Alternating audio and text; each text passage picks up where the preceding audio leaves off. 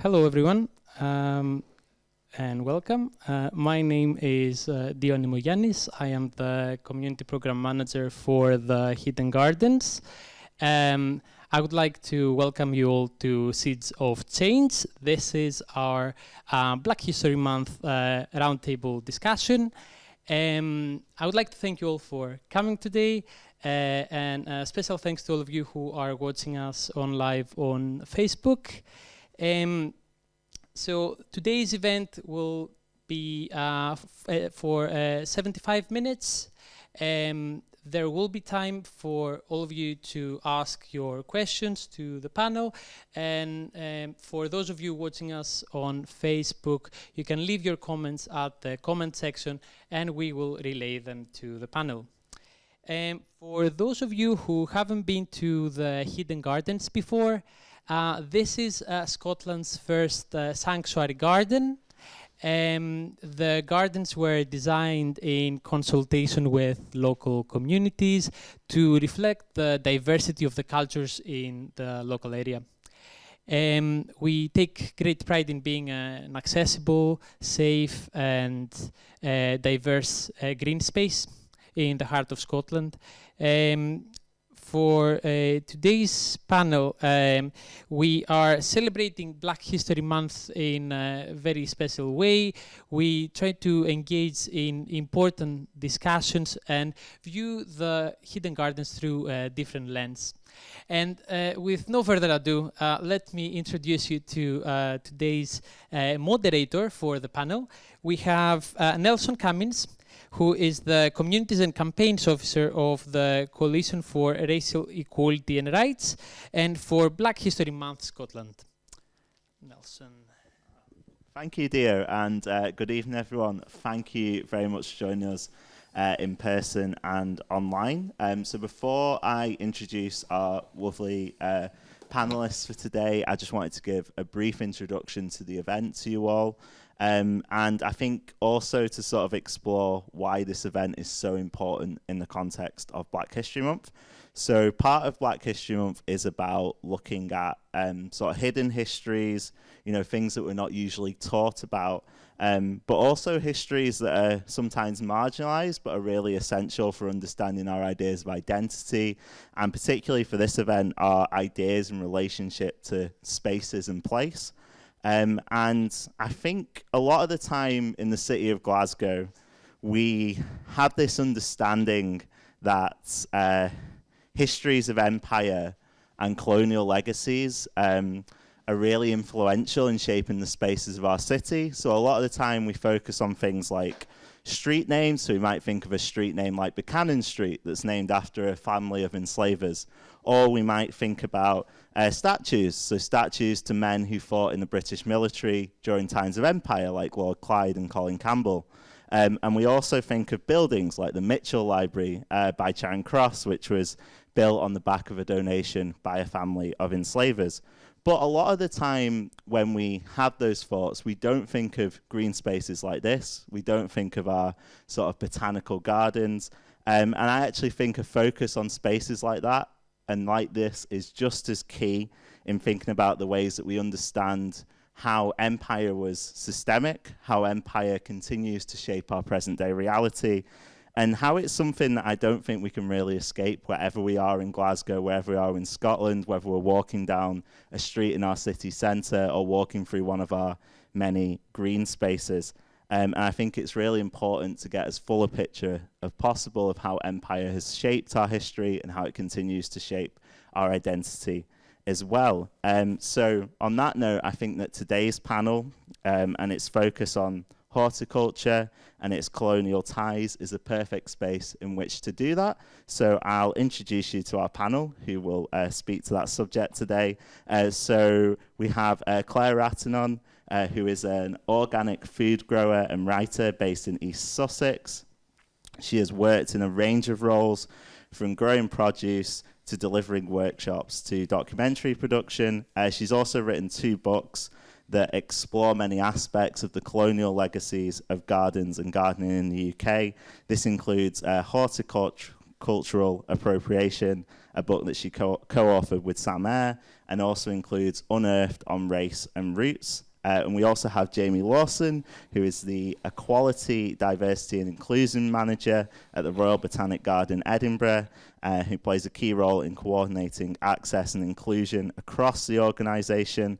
We also have Hussein Mitha, who is an artist and writer who lives in Glasgow, whose work focuses on anti-imperialism, racial capitalism, alternative education and contemporary art. And we also have Meg Bertera Berwick, who is on the very end there, who is a writer living in Glasgow, who has a PhD in post-colonial criminology, whose work is focused on land injustice in urban gardening, the social history of kale and kale yards in Scotland, and whose writing has appeared in Victuals and Potluck Zine, and writes a semi-regular newsletter, Pod by Pod. So, first question to you all. I think I'll ask you all to answer this, but I think I'll just go sort of from right to left, so I'll start with yourself, Claire. What does the decolonisation of gardening and horticulture mean to you, and how does your work and practice relate to this topic? I mean, it's such a big question, I could probably answer that. It would take like an hour to answer that.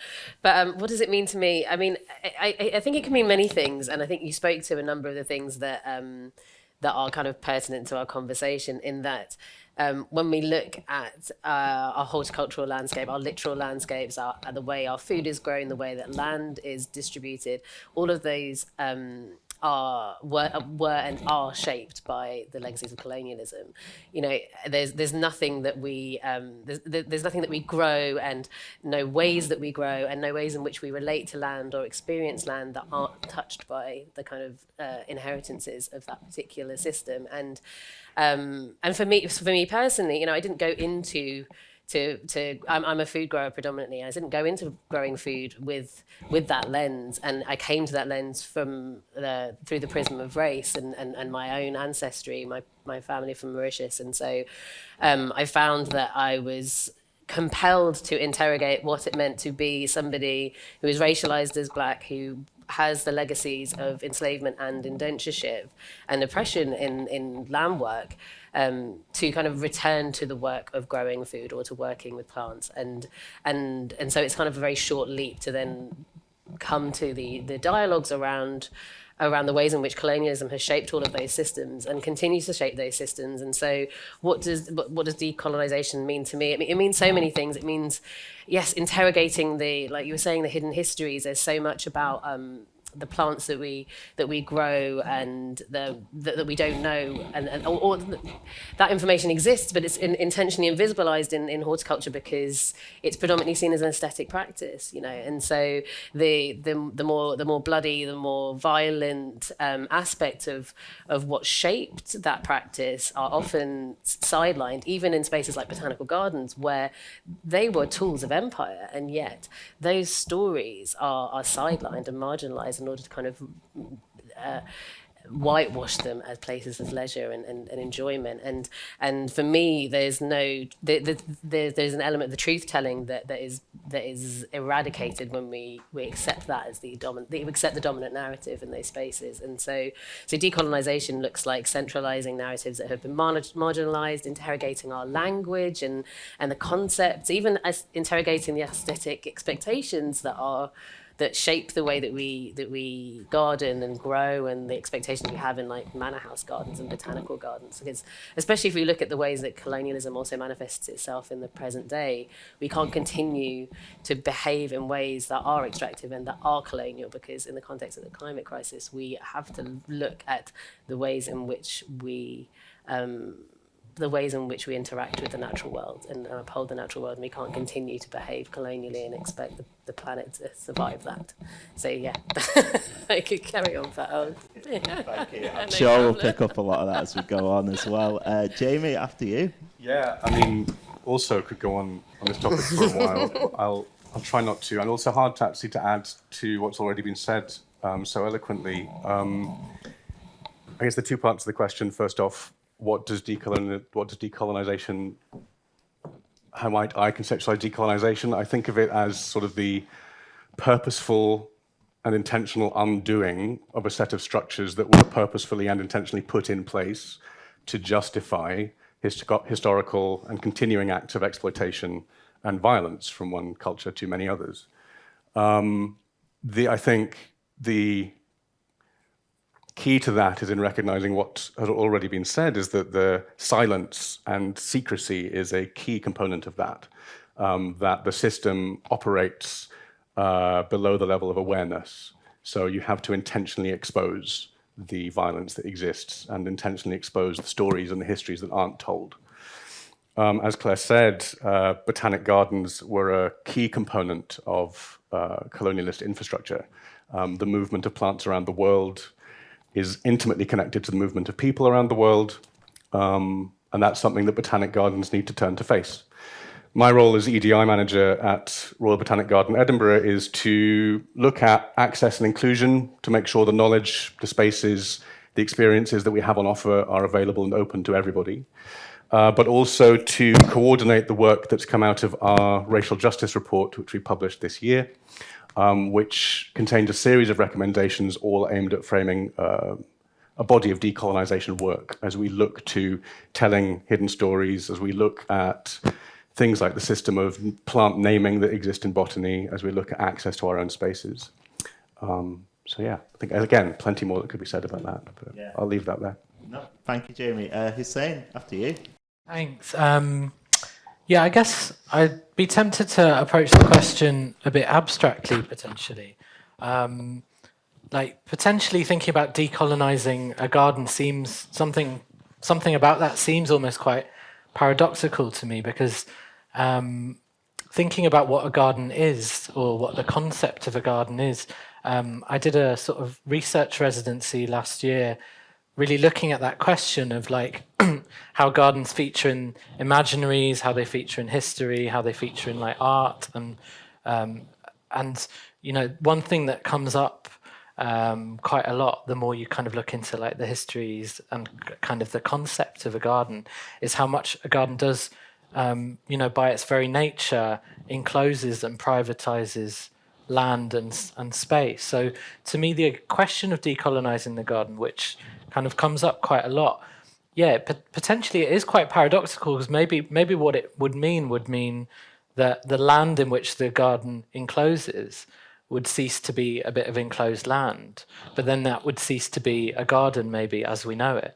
So I was thinking about this and thinking about, you know, what would it mean to decolonize gardens? And to me, it would mean breaking apart the class relations that mean that space is privatized, which could actually mean thinking of gardens as pockets of commons that have been lost, in a way to try and bring those commons together. I mean, public gardens are a really nice example of how that is a way of reclaiming the commons. But thinking about private gardens especially, yeah, how could they be decolonized? And I thought it was really interesting recently, there was an EU foreign affairs chief who, and I thought this was really interesting to show how Western elites are shaping discourse around the climate emergency. They're also producing the emergency. He literally said, Europe is a garden and the rest of the world is a jungle. And just thinking about how using that kind of trope of the garden in a very familiar way to me, having kind of like explored what gardens mean, but even like looking at the concept of paradise in, you know, in religions or whatever, it is an enclosed space and there are people excluded from those paradises. But I thought it was very telling, actually, that this EU foreign affairs chief was actually literally saying Europe is a garden, the rest of the world is the jungle, and it's our job to stop those people from coming into this garden. So yeah, I have that kind of ambivalence around the figure of the garden as well, and you know, potentially decolonizing the garden means stopping thinking about these spaces as gardens, but thinking about them as, at the moment, disjointed, unconnected pockets of lost commons. That's how I would see it. Nice. After you, Meg.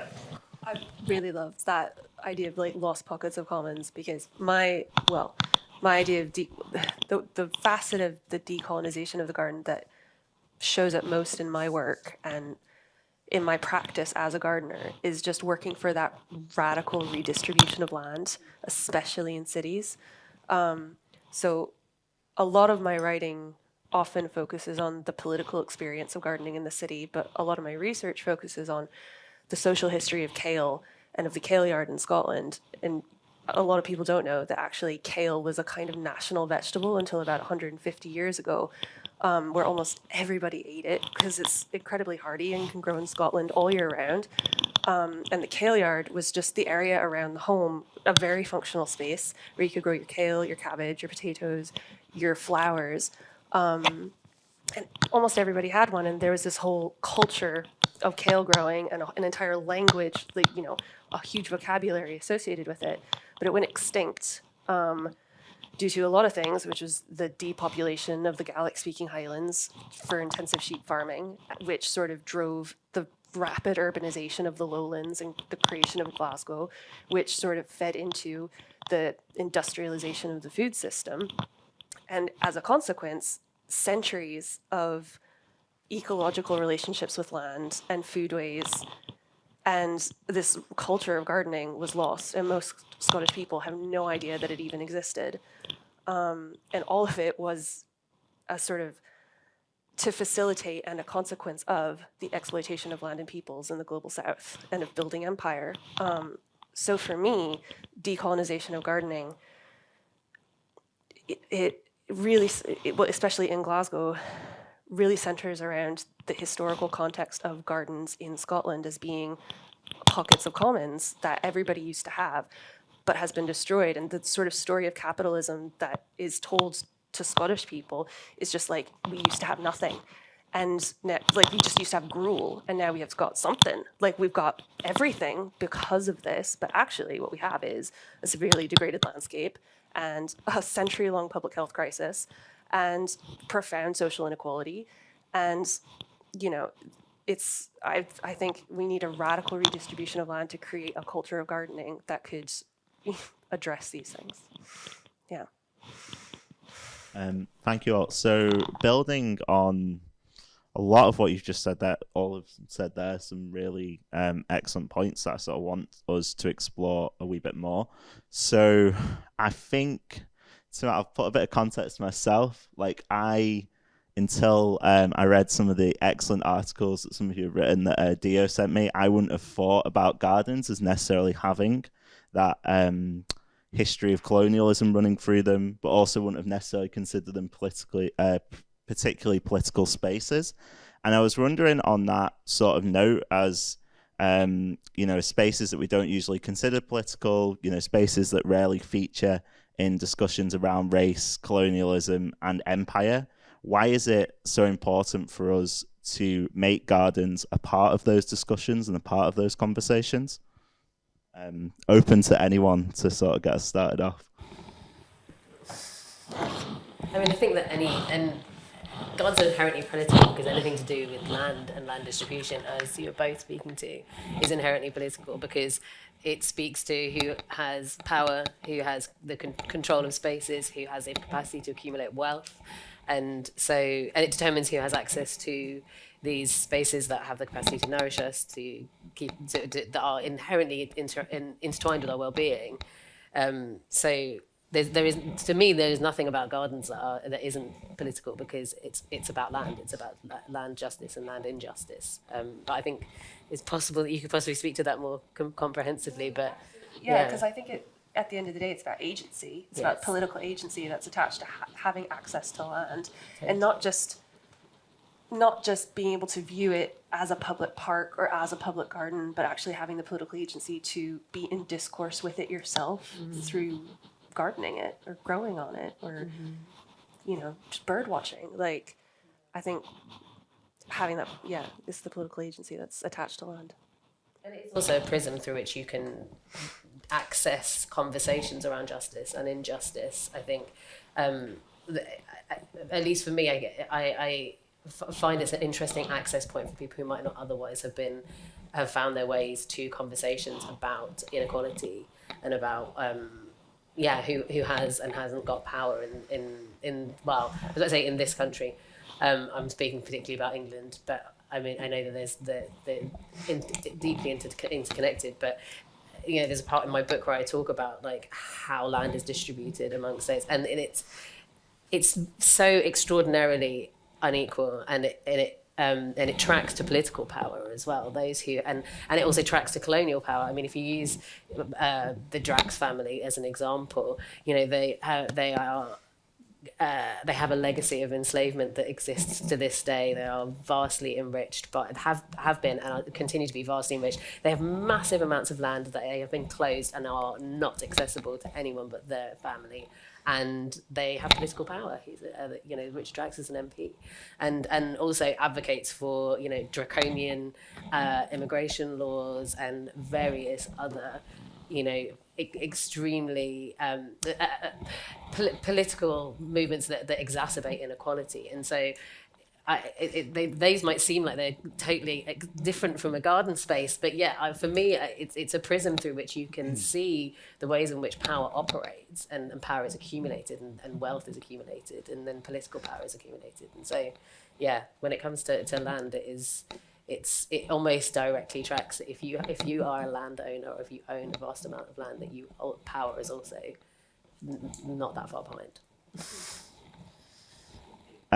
Just on that note as well, Jamie, I know that you have a sort of role that is quite unique in the sort of gardening space and sphere. And I wondered I guess this is sort of general to you all, but I wondered, Jamie, if you could start us off. I wondered if the sort of that type of role that's looking to open up sort of access and inclusion in the gardening world is something that you have seen a lot of, or are seeing more of, or if it's something that is quite new and maybe a role where you're quite isolated in being someone that does it? I wouldn't call myself isolated, no. I think my role is quite new. I've been in post for a year and a few months, and I was the first person to occupy the role of EGI manager at the Royal Botanic Gardens, Edinburgh. I have counterparts across most heritage organisations in Scotland and across the UK. All of us occupy fairly new posts, and most of those posts were created in the wake of the Black Lives Matter movement and after the death of murder of George Floyd, to address aspects of colonialism and structural racism as they exist in heritage organisations.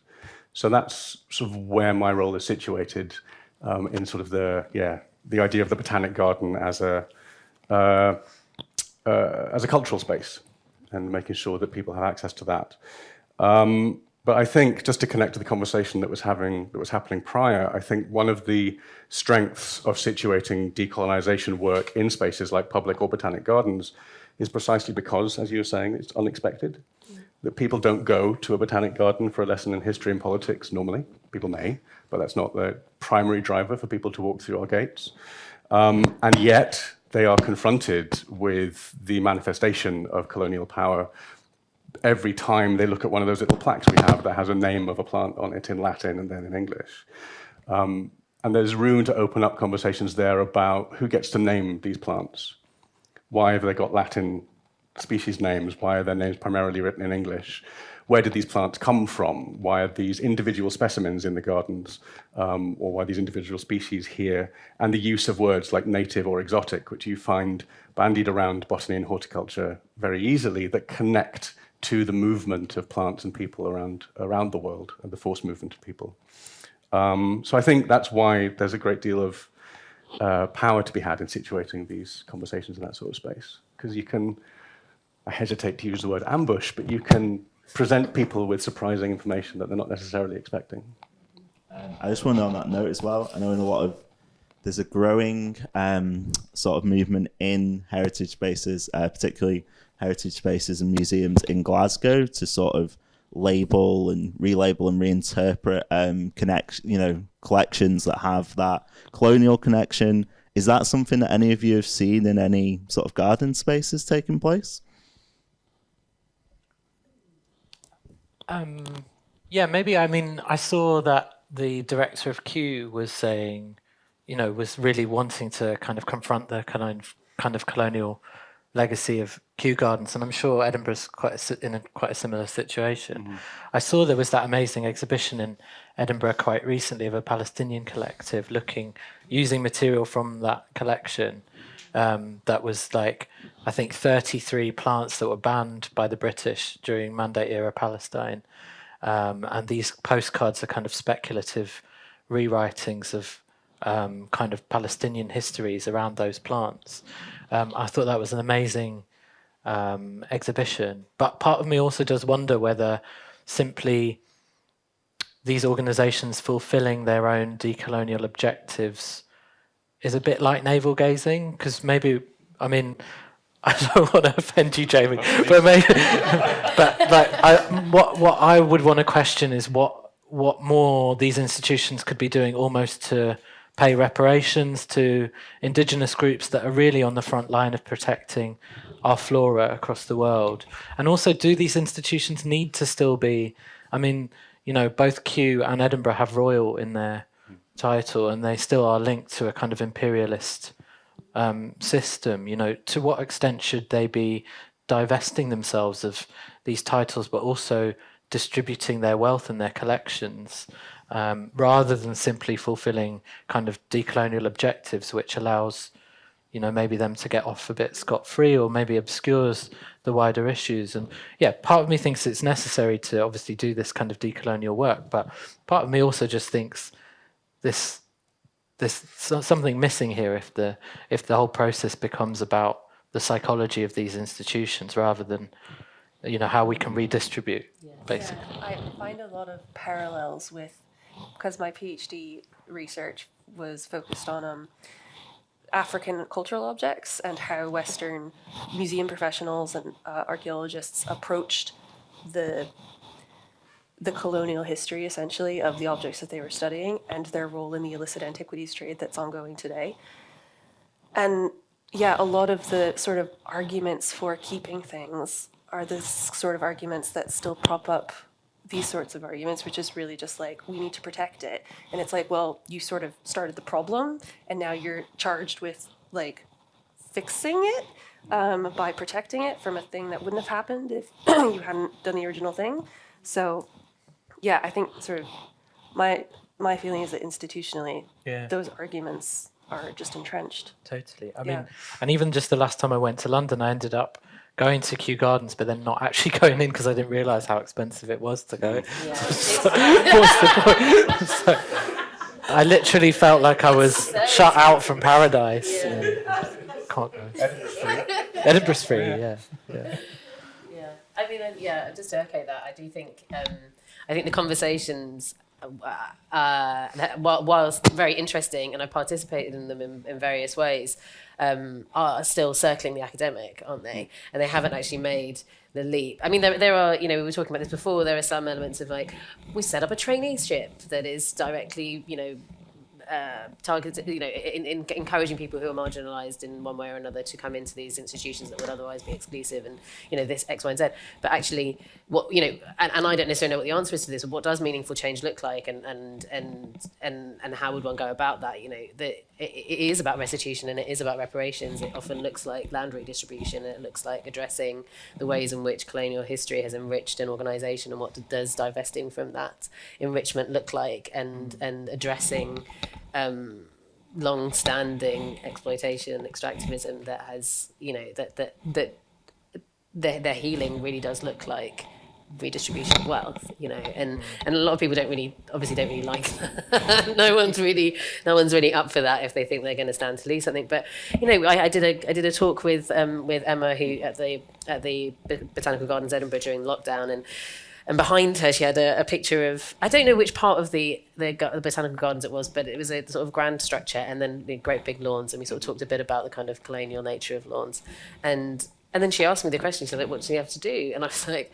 well, from the picture I can see behind you, I was like, you've got a lot of unused land there. Like, you could think about how you could redistribute that. And then it turns out that land used to be productive, and it used to have food growing on it. And I was like, you should be thinking about how that land could actually be engaged and utilised, as opposed to just being this very colonial dead lawn. It could actually be a vibrant space that is in dialogue with community and looks like something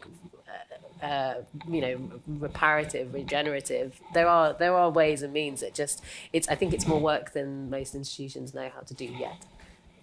But I'm not in an institution, so obviously it's highly speculative.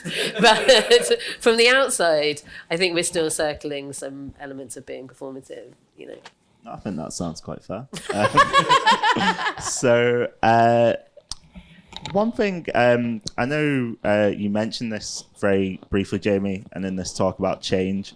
One thing I was interested is, to ask you all about, I think it's important to reflect on that sort of surge in support for the Black Lives Matter movement in 2020, following the murder of George Floyd and the rise in discussions around particularly present-day racism and the rising discussions that explore present-day racism as being a product of and a legacy of empire and colonialism. I was wondering, now it's been sort of over 2 years since that's passed, for you all, has anything particularly changed in these sort of conversations and in these spaces that we've been speaking about? And I know we spoke about it a wee bit, but also, is there any sort of specific examples of organisational change that you have seen in those 2 years? The conversations exist and they're happening in public. I would say that that's definitely a big change. These conversations they existed prior to that time, but I felt like I was only having them with my peers and only in not monologue, dialogue. Seeing the precipitation of these conversations, I think, has been a big change. Also, seeing the pushback has been really interesting, and I'm trying to take that as a sign that we're on the right track. My partner and I ended up in the Daily Mail website because we were meant to give this talk as part of a festival. And the description of our talk happened to have the word decolonial in it, and obviously the Daily Mail got hold of that and just went to town. And we're very disappointed when we didn't give them anything they could then print about, like how horribly woke we are or whatever. But yeah, apparently if you're in the Daily Mail, then you're doing the right thing. So all this to say that the fact that there are literal organisations that have been set up in order to resist this. This movement towards addressing colonial legacies and all of those kind of connected issues, I think, does say that something's happening. But again, conversations are one thing, right? And exhibitions about things is one thing, but actual meaningful change, I don't know. But again, I'm not part of institutions, but at the moment I haven't seen anything that I'm bowled over by. Just like home gardeners, I think people are much more educated now, and I think the work that Sue Searle has been doing with Decolonise the Garden and editing Ratical, the newsletter, has been reaching an extremely wide audience, and people have a place now to publish things that did not exist before. I think that's been a really hopeful thing in the landscape. But yeah, I mean, just to go back to Black Lives Matter a bit, I thought just to touch on what you were already saying, Claire, is that the rowing back on some of the, in the immediate aftermath of the murder of George Floyd and the uprisings, there was a real sense that we're not going back and that things were moving into a different gear of change.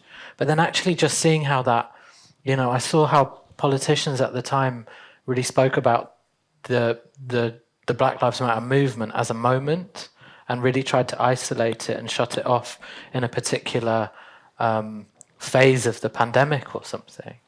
And then even just seeing recently, there was an entire institute in the US that they promised to set up in the wake of George Floyd and Black Lives Matter, and they've just ditched it. So it was mainly for optics. And I think, this question of tokenizing and optics and how institutions and places they're very good at paying their dues in some respects in a tokenistic way, but changing the fundamental nature of the status quo, I think I'm kind of shocked that they get away with it. Since Black Lives Matter uprisings of 2020 sparked conversations about what it's like to be racialized in the UK, but especially UK anti-blackness, and we're in exactly the same place, more or less. The day-to-day lives of black people in this country have not improved since that moment. So I think it's a case of really the work only being partially done to get there. I think we have the language to describe it better, and that's pretty much it. Probably, yeah. So another question from myself. So I think all the points that you've made and all the sort of conversations that we're having are really important conversations to have.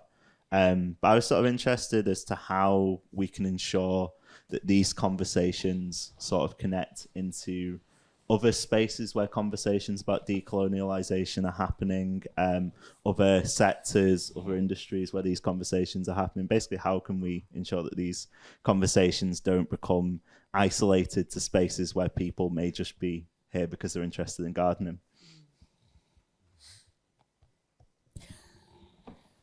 I don't know. All I think about is plants. Honestly.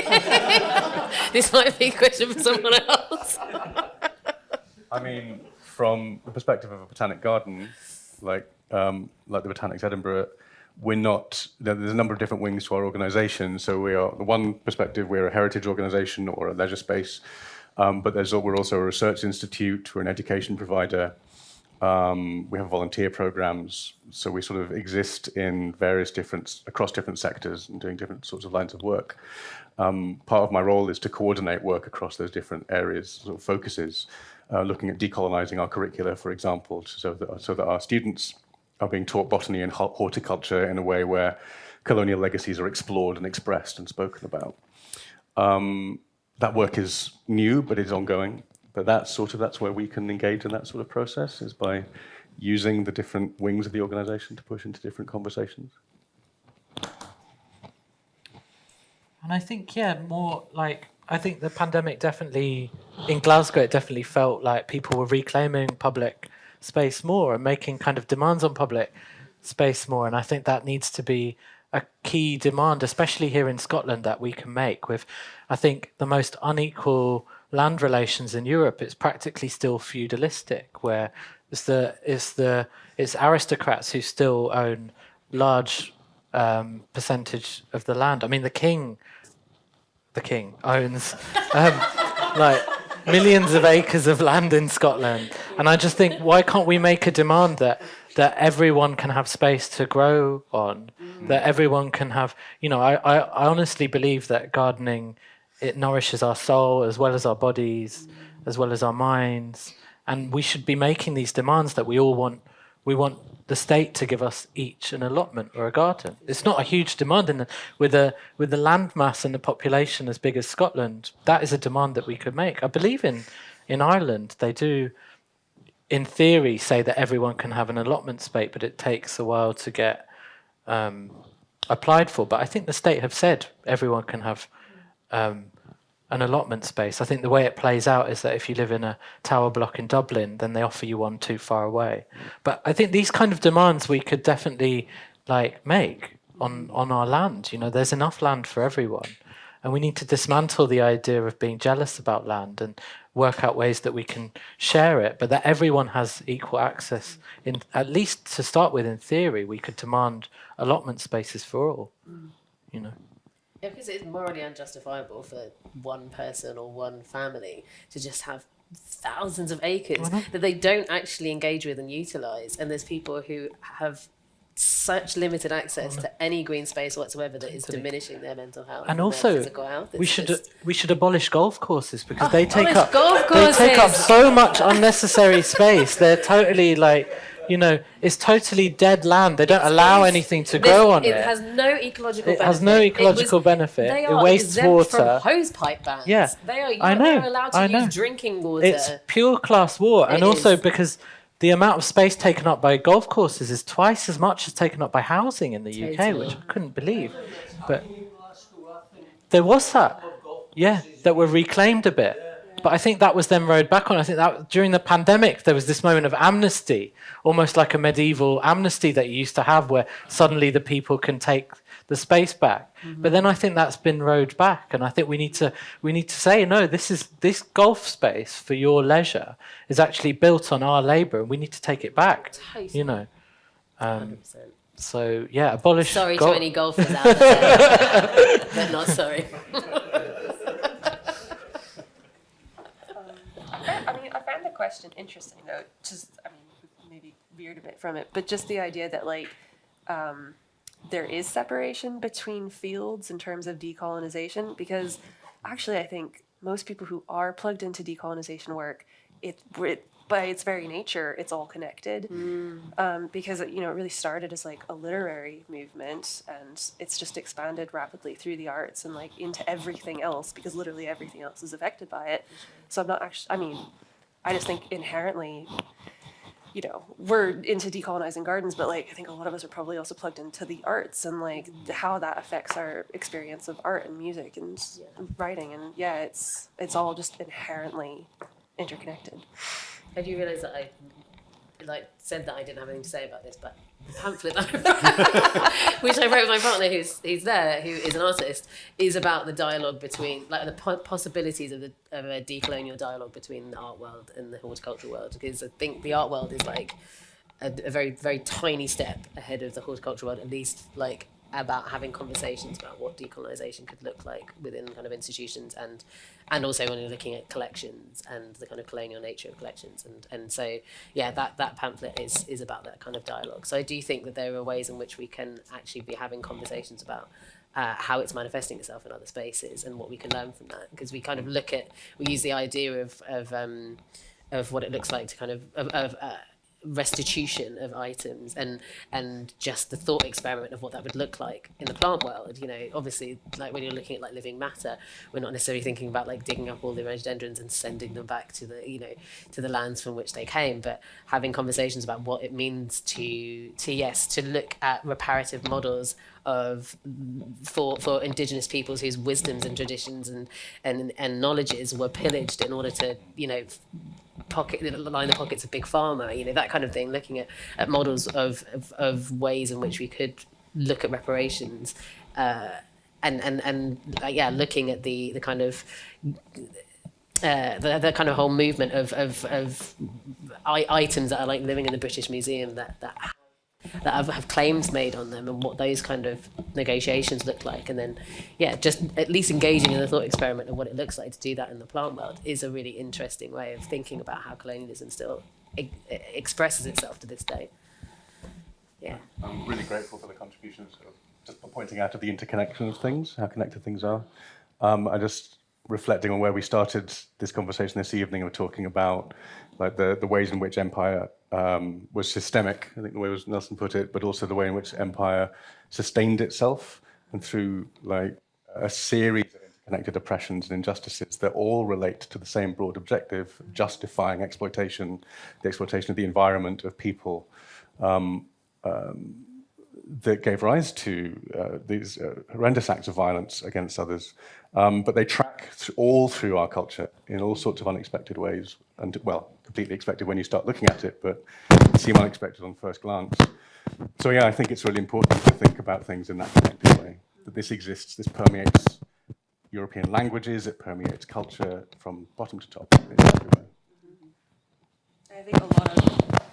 I think a lot of the industries that we would consider separate today were in fact indistinguishable from each other 100 years ago. And that's part of the hidden, the secrecy of it.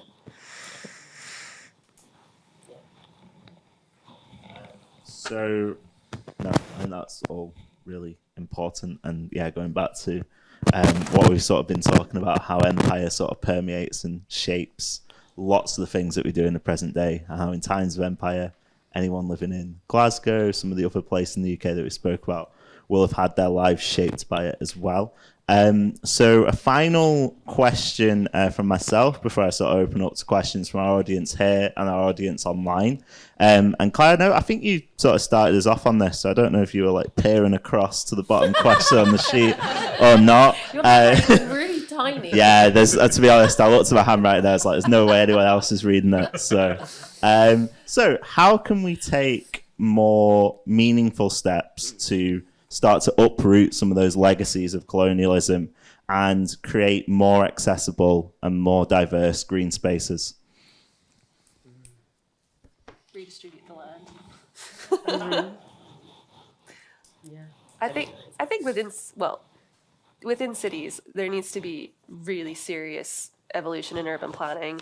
There needs to be a serious redistribution of land. The gardens have been getting smaller and smaller and smaller. Like in the old Victorian tenement flats that Glasgow is just characterized by, there were drying greens and garden space, and now they build these massive soulless blocks that don't even have that, and they've got some shrubs out front that you can't interact with, and they've got a factored like landscapers who come in and like leaf blow everything once a month, and there's just no opportunity. And there needs to be, from city planning levels, serious looks at fixing that, because I think that would change the game for so many people, especially in Glasgow, especially in these parts of Glasgow.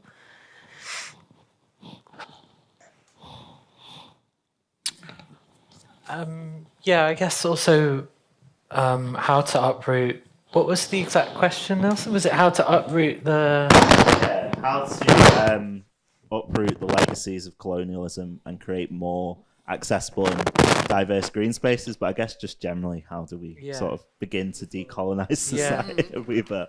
I was thinking also that part of the issue as well with this kind of decolonial work that gets done through institutions is as the way that it forecloses the historical violence as historical, that it suggests that this sort of horrendous violence happened in the past and now we can have an exhibition about it.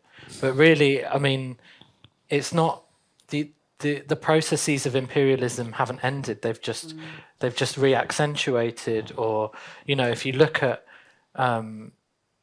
it's still the West and the global North that hold all the wealth of the world. They control the process of accumulation, capitalism, and it's still the same people in places that were being colonized 100 years ago that are suffering the worst consequences now.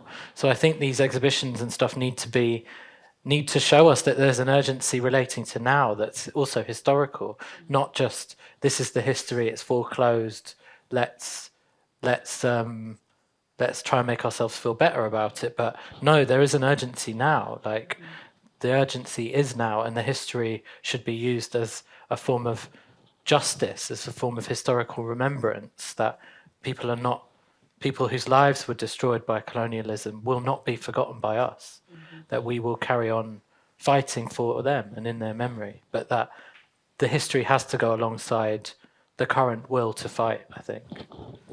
And I mean, there's a lot of. I think the last question sort of speaks to the first question of what does decolonisation kind of mean to us. But I think just to kind of jump off what you were saying there, I think that especially if we're looking at like institutions, and I think I think often we seem to be orbiting around like kind of what how institutions can operate and what they can do in these spaces, is that colonialism and the climate emergency are so deeply and profoundly interlinked that there is no part of one that happened without the other. And so I think that institutions have a duty to not only interrogating their kind of colonial legacies, but also looking at the ways in which they have manifested in the current climate emergency that we're dealing with now. And because they are one and the same, and that is the most urgent and most pressing threat to life, particularly threat to life of those in the global south, that we're facing in this moment. And so I think, the what next? I mean, certainly like addressing kind of land use and ownership and holding these institutions accountable, but also expecting them to be at the forefront of the conversations around what we can do, in what we ought to be doing in order to address the climate emergency, as those who are occupying lands that are perpetuating it on other nations and have done historically. There's lots of other things that are possible, but I think ultimately it all really comes down to that.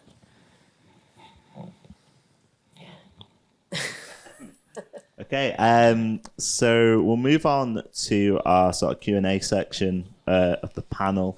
Does anyone have any questions either in here or online that they wanted to ask to our panelists at all about anything that we spoke to today?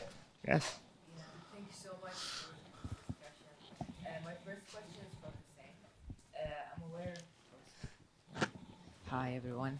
My name is Ezra. Thank you so much for these discussions. My first question is for Hussein. I'm aware of your work with Glasgow Baths and in the South Side, and I'm just wondering, how did you get the chance to engage with the community and educate them about gardening and decolonisation? And the second question for everybody or anyone in the panel who's willing to answer is how you started this practice or this research in your field and why. Thank you. Thanks, Ezra. Yeah, so I just did a couple of workshops with Govan Hill Baths, but I haven't been directly engaged with them. There's been some crossover. I was part of a queer gardening group that used to take place at the New Victoria allotments. And we did a couple of sessions with Govan Hill Baths just about dream gardens, about kind of like, I was kind of interested in like the imaginary surrounding gardens, or looking at how different, especially looking at how different kind of artists have thought about gardens, or these, you know, there was this amazing thing of this like kind of crystal gardens and stuff from like German Romanticism, and then looking at like Derek Jarman's garden, you know, like a garden without borders, where there was a kind of queer language that was being used in gardening. So I guess as I'm not a gardener myself, so I don't have a garden. So, but my father was a florist and a gardener. So I've kind of like, and I think especially lockdown really triggered this several forms of remembrance of flora, and really kind of projected me back into this world of my childhood. I also grew up really close to Kew Gardens, and we used to have a family pass. So actually my earliest memory, bizarrely, is in Kew Gardens in the steamy greenhouse.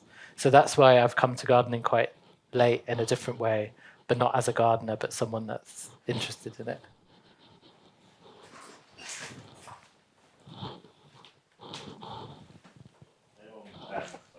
Does anyone want to come in on Ezra's second question about how you began to sort of think of these decolonial practices within your work? Yeah, I came to it because I was doing my PhD on West African art stuff, and the entire thing was inherently about colonialism and post-colonialism and decolonialism, and frankly, I suffered quite a lot of burnout and sort of started to hate academia as a result of it, and had been obsessed with gardening, trying to garden in extremely tiny spaces throughout the whole PhD, and just sort of my curiosity naturally started to interrogate the practice and where things came from, and I just fell into it. And then, yeah, it's sort of thinking too about like Scottish food, and I was just like, I don't know anything about Scottish food, like what even is Scottish food, and then just falling into this like whole thing of, oh, actually it doesn't really exist anymore because of all these processes of colonialism. Yeah. What got me here? I was an academic for quite a long time. I was an anthropologist before I did this, which is a discipline that has its own very close connections with colonialism and has been actively trying to decolonize itself for some time, to some degree of potential success, but it's an ongoing process. My work always centered on queer cultures and queer communities of practice, which I felt very closely connected to as a gay man myself, and my work started to be inflected by queer activism that I took part in. That's really what connected me to sort of social justice and decolonization work. I got very interested in the potential offered by the shift online over the pandemic to offer ways to disrupt power hierarchies that exist in the classroom and to offer spaces for decolonization there. And that sort of sidestepped me into EDI work as a focus. I mean, I think I've already, I sort of covered it a bit in my introduction. I think the only thing I would probably add is that it wasn't ever an intention. I'm not an academic at all, and I think I always think it's quite disruptive that I'm in these spaces, because I'm basically somebody who had an opinion, started sharing it publicly, and thankfully some people were interested in it, and keep asking me to contribute to these conversations, which has then fed the curiosity. I think for me, it was always going in from a kind of very personal, a personal lens of, what does it mean for someone like me to work the land, and interrogating how because I'm not somebody who grew up with any kind of proximity. No, but we had a garden growing up, but I had no affinity to the natural world, no affinity to plants or the earth, and but then found my way to it, and felt that there was something that was calling me to it. And so, wanting to understand that, I went on a kind of journey of looking into my own my own kind of family ancestry and heritage, and looking at Mauritian history, and that's kind of what took me to this place of being curious about how all of these things were connected. So yeah, it's been a journey. There's a whole book about it if you want to read it. Are there any other questions at all? Yeah, go for it, Chris.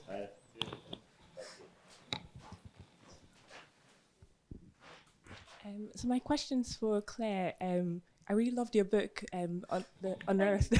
I've been thinking a lot about how you ended the book, where you were talking about how that's a sense of belonging to the land, to the earth, and you're someone as the diaspora, that kind of sense of belonging. It's really made me think about, like maybe sometimes you might not feel like you belong to the culture, but you do belong to the land. And I was quite curious about, how do you feel when you go back to Mauritius? Is that the same kind of feeling that you have?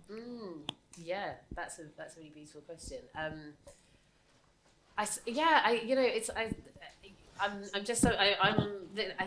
was having an interesting conversation with somebody who kind of occupies that same space as somebody who's like was born in the United Kingdom in Britain, and but has heritage elsewhere, and that feeling of like not being of one place or any other place, and I think that cultivating a relationship with land, a relationship with the natural world, has meant that kind of I look to a kind of belonging, a flavour of belonging that transcends any kind of sense of nation and nationalism. And I think so. Although even when I'm in Mauritius, I'm too British for that. Like I can speak my mother tongue badly, but there's no, I can't fully assimilate there, and I certainly can't fully assimilate here. And so I think for somebody who has had like a lifelong experience of unbelonging in this country, that yes, coming to a relationship with the natural world has been how I have felt into and cultivated a sense of belonging that kind of has transcended any sense that I ought to be any one thing that is ultimately a man-made, thing, a thing that is dictated by borders or, kind of cultural, I don't think that's kind of reductive in terms of kind of nationhood or culture. So yeah, it's something. But to be fair, a lot of this stuff I've sort of figured out in the last few years of particularly of writing my book, and I haven't been back to Mauritius since 2018. So I think my relationship with it will be really different. I have a different understanding of the history there, and particularly the colonial history now. And so I think it's a good question. I'll hold your question when I get a chance to go back. Thank you. Thank you for reading my book. Thank you. Any other questions? Yeah, one at the back there.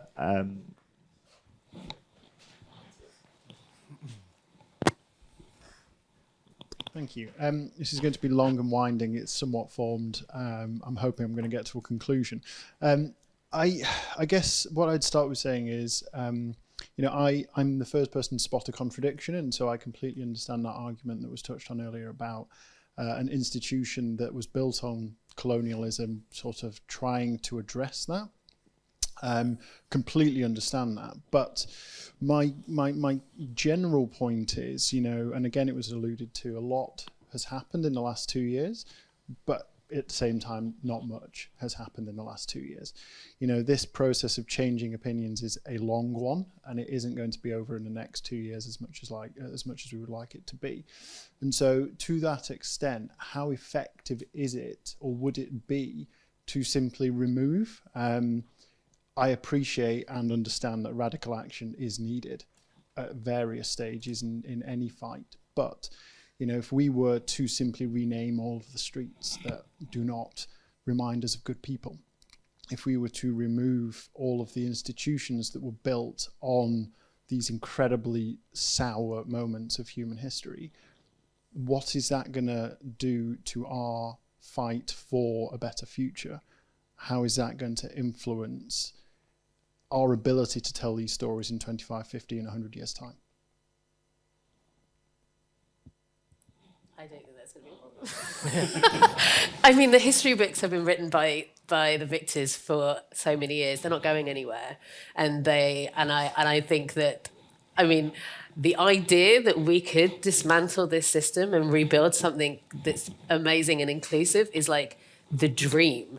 But I don't genuinely believe that we'll ever be able to do that fully, and I think that's probably necessary because that's truthful, right? It's like honouring what history has delivered to us and then giving us a landscape that we would want to reshape and renegotiate our relationship with. I think I was asked a question this summer about like that insinuated this idea of decolonisation was almost like aggressive or hostile or necessarily combative, and that's just not how I've experienced it. It can feel confrontational if you feel attacked by the idea that these things that feel sacrosanct, that feel so inherent, like if you identify with them, and what people like us are trying to do is saying we need to shape those things, we need to dismantle those things and interrogate them, or at least be in dialogue with them. I think that can feel quite threatening, but my sense is that actually what is possible is actually going to be what is possible is much more inclusive and buoyant and joyful, and it doesn't mean erasing history. It means more history. It means more truth-telling, more understanding. It means more, not less. Yeah, I completely agree, and I also think that perhaps that sort of perspective assumes it takes on, you know, the assumption that is within a lot of us when we grow up within a white supremacist society, is that this is sort of how it always was, as opposed to when you look at the other history before it, it wasn't how it always was. And actually, this is a new and horrible thing that's happened, and what this work is trying to do is correct it.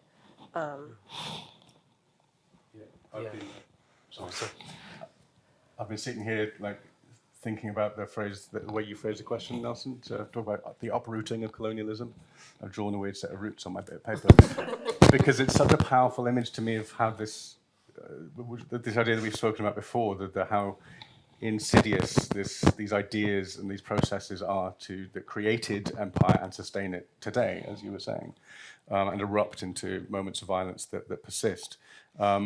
And it feels like an impossible task to dig that out of the earth, to uproot that. But I think all of us here, anybody who's engaged in this sort of work, like the magic phrase that we all hold sacred is another world is possible. It has to be possible. We have to be able to change this. But other than that, I just fully agree with what Claire says. That feels very joyous to me. And yeah, rename things, reshape things. That's the only way forward from my perspective. Yeah, I just want to echo that what everyone said, and especially how you phrased it so eloquently in talking about, you know, joy as well, Claire. But yeah, I think it's a slightly strange argument that you would want to maintain, that you would want to preserve things which enshrine historical forms of oppression in order to teach that oppression. I don't see that link. But also the thinking about how the pandemic, you know, with the bringing down of statues, had the possibility to shatter some of these illusions that all our beautiful 19th century cities like Glasgow are just here to stay the way they are forever. You know, thinking about the police that was only invented in the 1820s, you know, thinking about these statues that go up and are supposed to be like Ozymandias there forever. And then, you know, what's really interesting about these things and these things that are enshrined is that they can be taken down, is that they're less monumental than maybe we like to think they are. And I think that the pandemic really had the ability to puncture the kind of 19th century cities we all inhabit and the social forms that those cities produce. And yeah, so I'd want to see much more of that, and much more, you know, the real history erupts in the streets. It's not, you know, by taking down a statue of Dundas, that doesn't mean we forget about him. It means that we memorialize the taking down of the statue. Different form of memorialization. But I think the argument to keep stuff in place just to be able to teach it feels a little bit disingenuous, or not, doesn't make sense to me.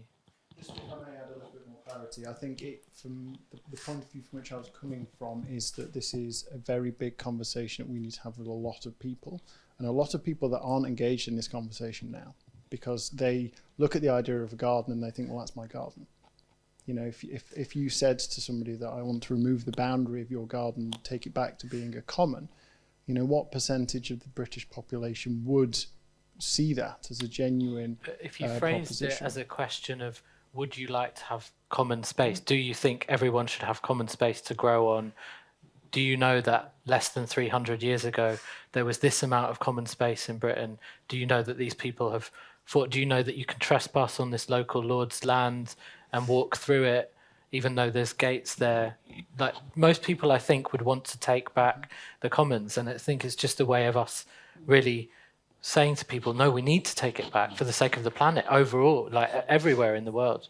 We need to give more resources to indigenous groups who are protecting 75% of the world's biodiversity. That should be the top of the agenda. And I think, you know, it's a sort of, it's a false equivalency, or it's maybe not the phrase, but it's not like anybody's trying to take anything away from everyday normal people. What we are trying to do is redistribute wealth that's been unequally hoarded by these people who exist sort of outside of our society. So it's not like anybody is really going to. Homeowners should then give over their gardens. Exactly. To have a modest garden. It's Right. more like landowners who have vast amounts of land that they aren't engaging with or in relationship with, and some people have nothing. That's the redistribution. And I don't know, as far as I'm concerned, I'm not necessarily trying to change the landed gentry's mind. I just want their land. So, and I want it for everybody, and I don't want it for them anymore. So hopefully all the people who don't have land would be on our side. There's more of us than them. And I just want to say, I'm not. No. It was for kind of the deliberate maintenance of this history that we all unfortunately share. I just think that when we're talking about whose minds we need to change, because everybody in this room is open to this, you know, in the context of Buchanan Street we mentioned earlier on, my opinion is you don't rename that, you place a plaque. We celebrate things with blue plaques. Why don't we have an equivalent for all of the horrendous things that we should be aware of as human beings, so that every time somebody walks past that, they take that in and they know that they cannot ever live their life that way again. And that's well, you can. Yeah. You can. That's a very good point. So and also, point in the middle. I think we should take our lead from racialized people, and especially black people, who really, they should be the ones to decide whether Buchanan still stands, not everyone else. I think there should be a sense of historical justice, that if that is the demand to rename the street names, then going against that demand is itself a retrenchment of that politics. So, yeah.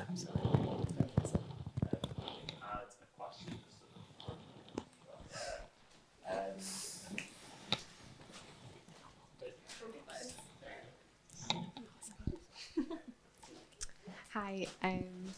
My question's a little niche, but I want to take the opportunity to ask it. It's to Meg in the first instance, but to everyone who'd like to speak to it. So I work in Glasgow with people who've had experience of the justice system, and my interest is really piqued that your studies have involved criminology. And I've really enjoyed thinking about sort of decolonisation partnering with decarceration, and the kind of restorative and reparative processes of gardening partnering with restorative and reparative justice. So I just wondered whether that's something you still think about, write about, are involved with, or if you had anything that you wanted to share or to point out about that, because it's not something that I've really seen much about, and I would love to know more about.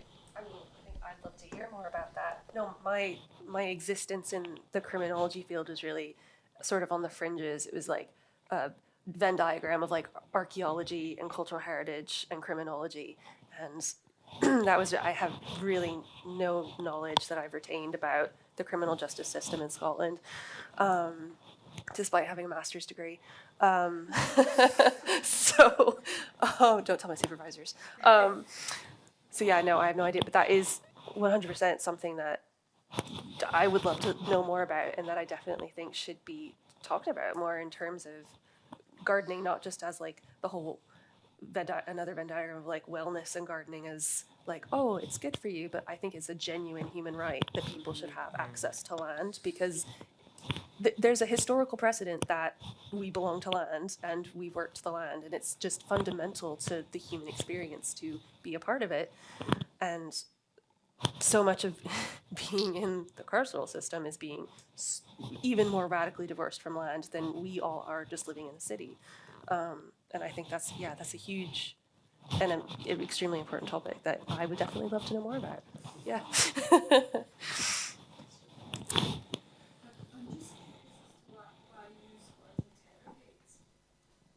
Me? Interrogate? Oh. Oh. Well, do you think it's a harsh word? Oh, I don't experience it as a harsh word. I experience it as a word that feels like it's dismantling.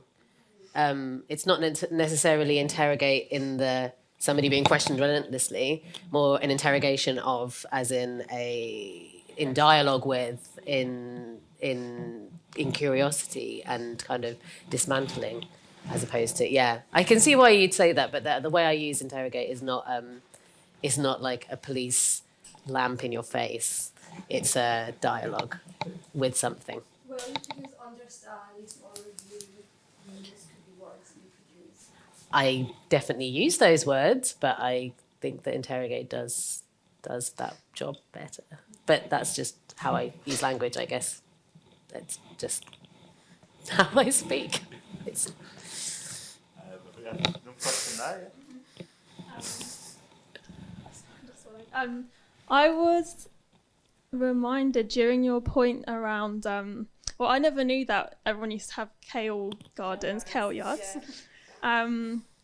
And yeah, this idea of that we should all have growing spaces available to us again, but linked to the concept of the garden as a private space and how much this knowledge has been kept private for very tactical reasons. And even if we were to all have allotments again, so many people don't have the knowledge of how to grow their own food.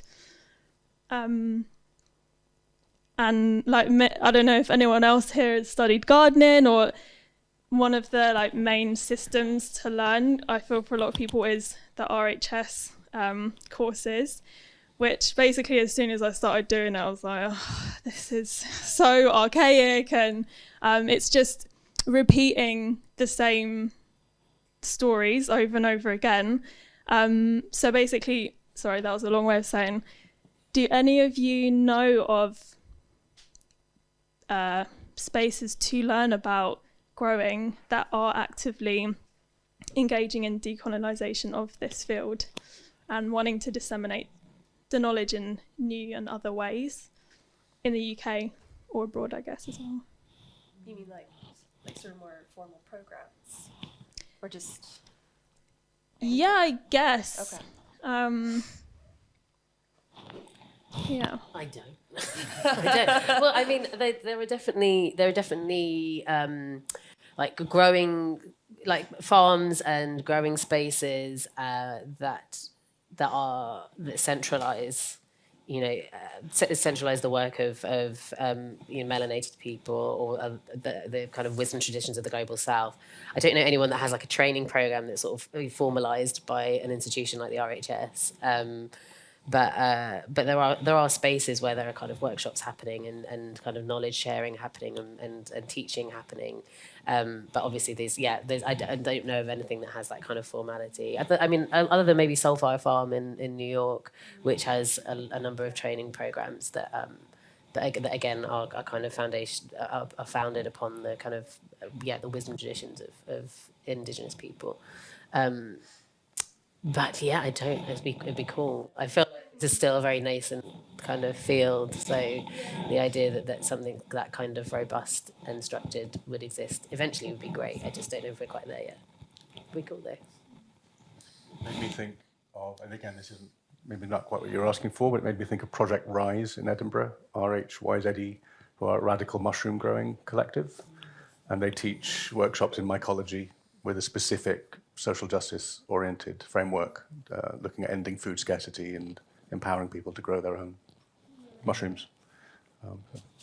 And I feel like, I feel like there are like more grassroots initiatives coming up, especially like here in Glasgow.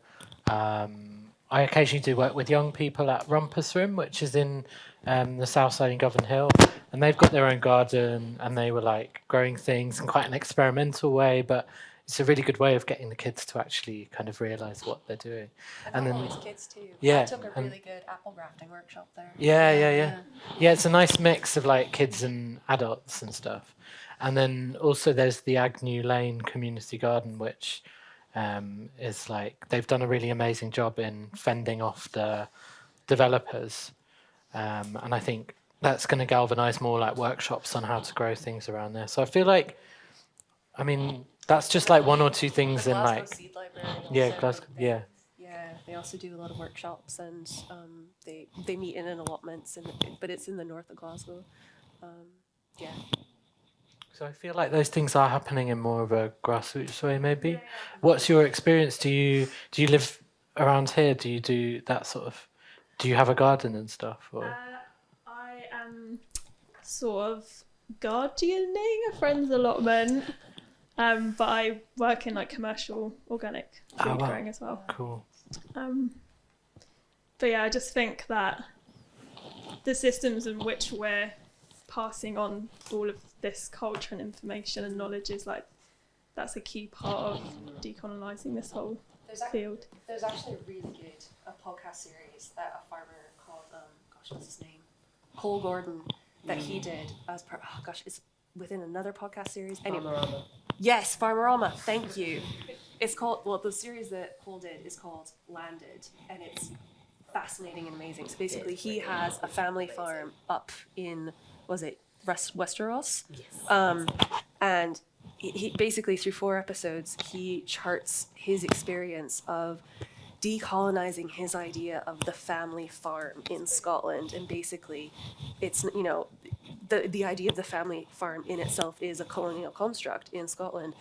And he writes, outside of that, he also writes just really beautifully about indigeneity in Scotland amongst Gaelic-speaking peoples, and the idea of indigeneity being something that newcomers can be absorbed into, and the way growing works with that, and food production, and he does a lot of cool stuff with like wheat and grain, and so his work is extremely interesting and very, very decolonial in its focus. Yeah.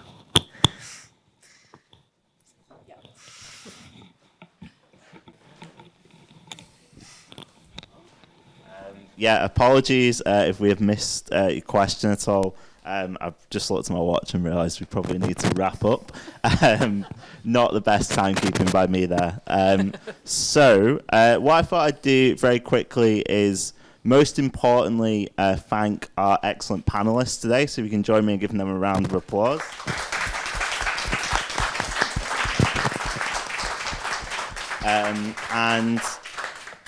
And also to thank everyone who joined us in person and online.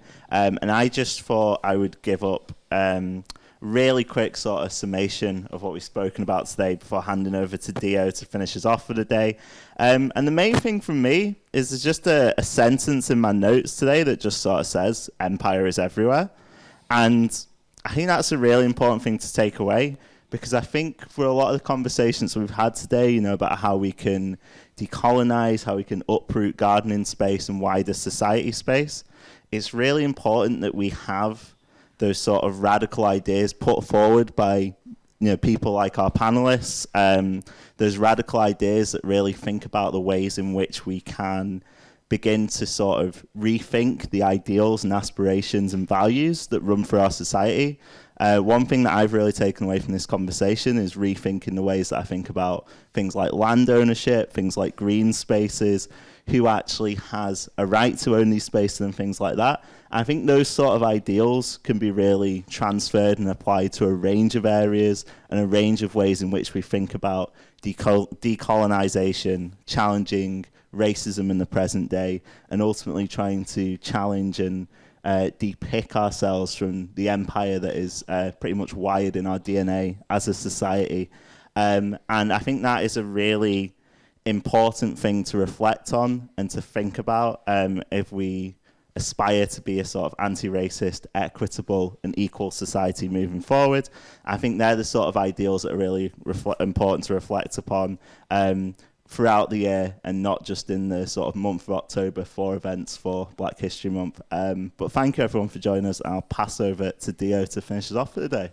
And also, sorry, I've forgotten, we should give a big round of applause to Dio for his fantastic work in putting this event together.